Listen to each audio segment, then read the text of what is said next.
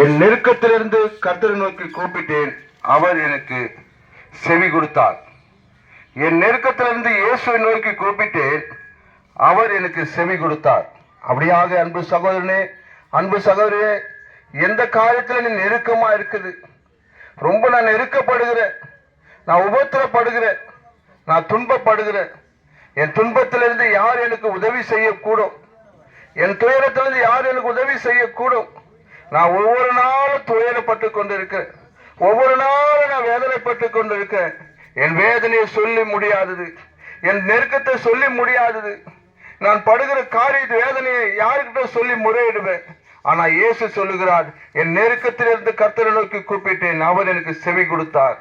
அப்படியாக அந்த பைபிள்ல சொல்லப்பட்ட வார்த்தையின்படி உங்க நெருக்கத்திலிருந்து இயேசுவை நோக்கி கூப்பிடுங்க. இயேசு கிட்ட உங்க காரியத்தை சொல்லுங்க. மனிதர்கிட்ட சொல்லி இருக்கலாம், மற்ற இடத்துல சொல்லி இருக்கலாம், சொந்த பந்தத்திற்கு சொல்லி இருக்கலாம். ஆனாலும் ஆண்டவராய் இயேசு கிட்ட உங்களை காரியத்தை எல்லாத்தையும் சொல்லும் போது அவர் உங்களுக்கு நன்மை செய்கிறவராக இருக்கிறார், உங்களுக்கு விடுதலை கொடுக்கிறவராக இருக்கிறார், உங்க பட்சமாய் பேசி உங்களுக்கு ஆறுதல் செய்கிறவராக இருக்கிறார்.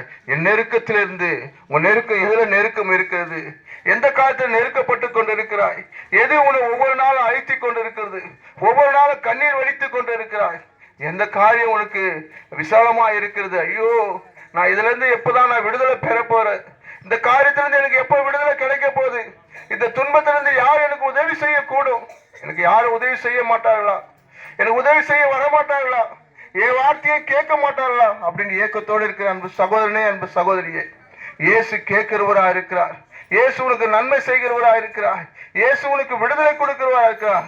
அது எப்படியாப்பட்ட காரியமா இருந்தாலும் சரி, மனிதனால முடியாததா இருக்கும், மனிதனால முடியாத இருக்கும், ஆனா தேவனால எல்லாம் முடியும்.